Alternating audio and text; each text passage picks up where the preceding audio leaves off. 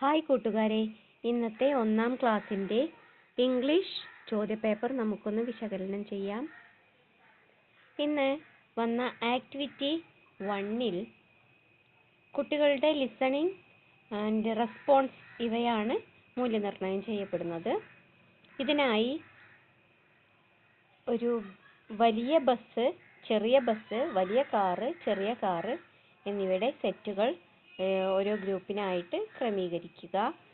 പിന്നീട് വേണ്ട ചിത്രങ്ങൾ ഡക്ക്, പാരറ്റ്, എഗ്ഗ്, റാബിറ്റ് എന്നിവയുടേതാണ്.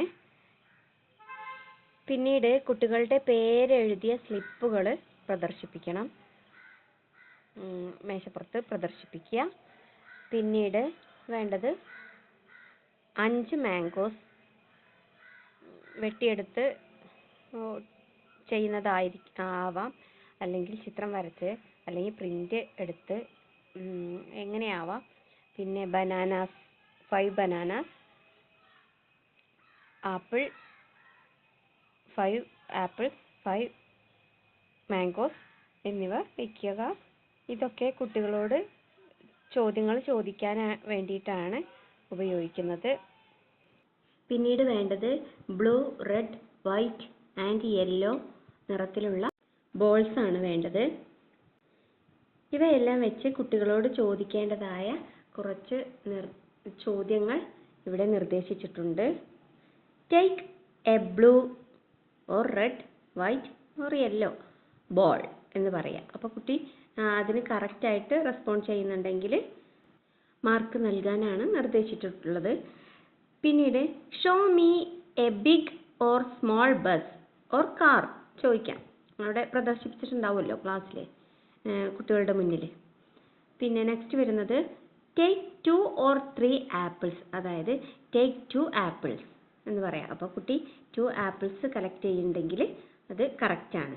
അവർക്ക് നമ്മൾ ചോദിക്കുന്നത് മനസ്സിലായി, അവരതിന് ശരിയായ വിധം റെസ്പോണ്ട് ചെയ്തു എന്ന് പറയാം. നെക്സ്റ്റ് വരുന്നത് show the picture of A duck. അപ്പോൾ ഡക്കിൻ്റെ പിക്ചർ ഉണ്ടല്ലോ, അപ്പോൾ അത് കറക്റ്റായിട്ട് സെലക്ട് ചെയ്തോ എന്ന് നോക്കാം. അതുപോലെ തന്നെ show the picture of a rabbit പറയാം, show the picture of an elephant എന്ന് പറയാം. പിന്നെ ചോദിക്കാൻ പറ്റുന്നത് pick out your name card. അപ്പോൾ നെയിം കാർഡ്, നെയിം എഴുതിയ സ്ലിപ്പുകൾ ഉണ്ടാവും പ്രദർശിപ്പിച്ചിട്ട്.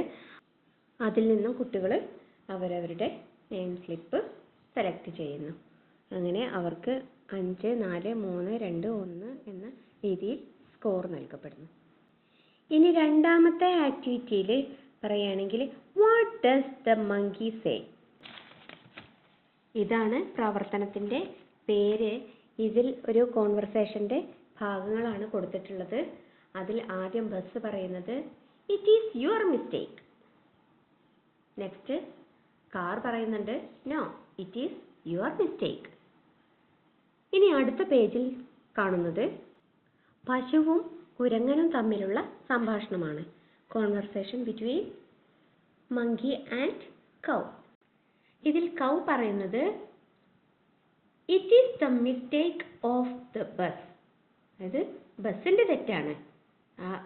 ഹിറ്റ് ചെയ്തത് കാറും ബസ്സും തമ്മിൽ ഹിറ്റ് ചെയ്തത് ബസ്സിൻ്റെ തെറ്റാണ് എന്നാണ് പറയുന്നത്. എന്നാൽ മങ്കി പറയുന്നത് no it is the car's dash. Car's dash എന്നുള്ളിടത്ത് മിസ്റ്റേക്ക് എന്നാണ് എഴുതേണ്ടത്.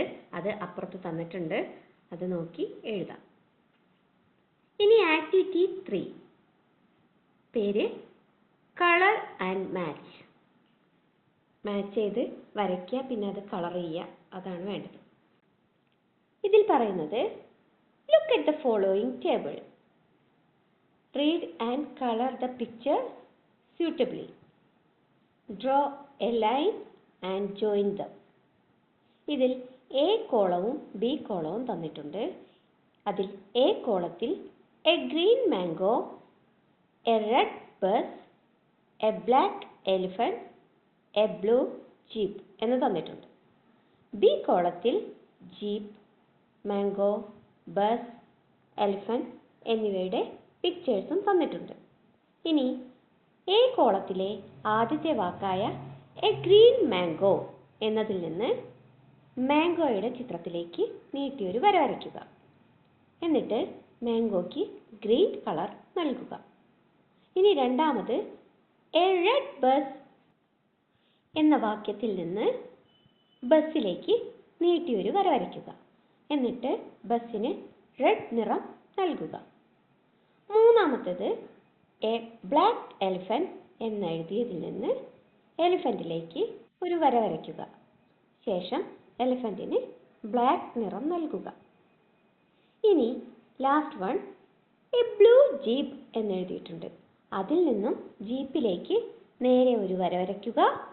ജീപ്പിന് ബ്ലൂ നിറം നൽകുക.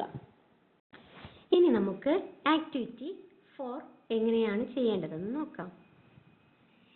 ആക്ടിവിറ്റിയുടെ പേര് read and complete. Select from the box and complete the sentence. ഇതാണ് ചോദ്യം. അവിടെ ഒരു ബോക്സ് തന്നിട്ടുണ്ട്. അതിൽ a ring, big, long legs, 3 wheels, a small beak എന്ന് തന്നിട്ടുണ്ട്. പിന്നീട് എലിഫന്റിന്റെ ചിത്രം തന്ന് അതിന് താഴെ the elephant has dash ears എന്ന് തന്നിട്ടുണ്ട്. അവിടെ നമ്മൾ ബിഗ് എന്നാണ് ചേർക്കേണ്ടത്. രണ്ടാമതായി ജിറാഫിന്റെ ചിത്രത്തിന് താഴെ ദ ജിറാഫ് ഹാസ് ഡാഷ് എന്നാണ് തന്നിട്ടുള്ളത്. അവിടെ നമ്മൾ എഴുതേണ്ടത് ലോങ് ലെഗ്സ് എന്നാണ്.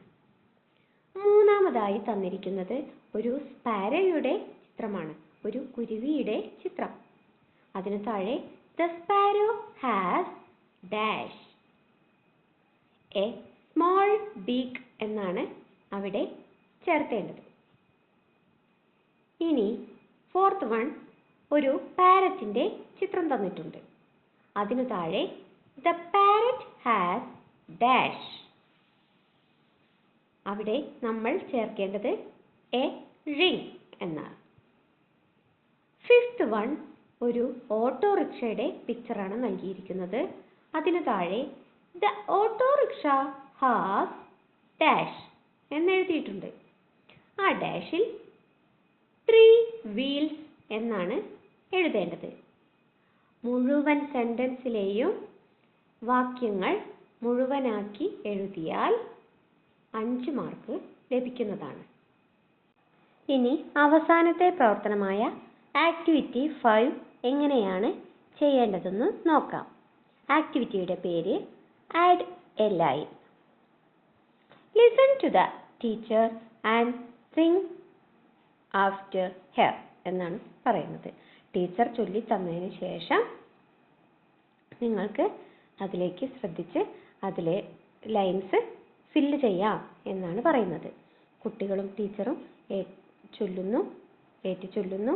കുട്ടികൾ അവിടെ ചേർക്കേണ്ടത് എന്താണെന്ന് മനസ്സിലാക്കി ചേർക്കുന്നു. നമുക്ക് ഈ ലൈൻസ് ഒന്ന് ചൊല്ലി നോക്കാം. ആദ്യം തന്നിരിക്കുന്നത് കാറിന്റെ പിക്ചറാണ്.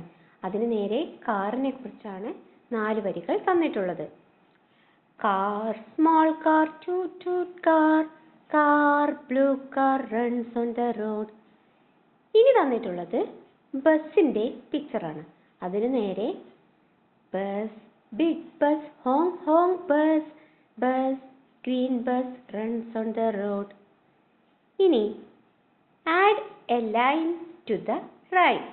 ഇനിയാണ് ചെയ്യേണ്ട പ്രവർത്തനം. അവിടെ ഒരു ജീപ്പ് റോഡിലൂടെ പോകുന്ന ഒരു ചിത്രമുണ്ട്. അതിന് നേരെ jeep, small jeep, toot toot jeep, jeep dash runs on the road. അവിടെ കുട്ടികൾക്ക് ഇഷ്ടമുള്ള നിറവും ജീപ്പ് എന്നും ചേർത്ത് ഫിൽ ചെയ്യേണ്ടതാണ്. എങ്കിൽ 5 മാർക്സ് ലഭിക്കും. ഇംഗ്ലീഷ് ക്വസ്റ്റ്യൻ പേപ്പറിൽ 5 പ്രവർത്തനങ്ങളാണ് തന്നിട്ടുള്ളത്.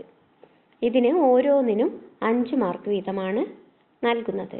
അങ്ങനെ 25 മാർക്കിലാണ് ഇംഗ്ലീഷ് ചോദ്യപേപ്പർ തയ്യാറാക്കിയിട്ടുള്ളത്.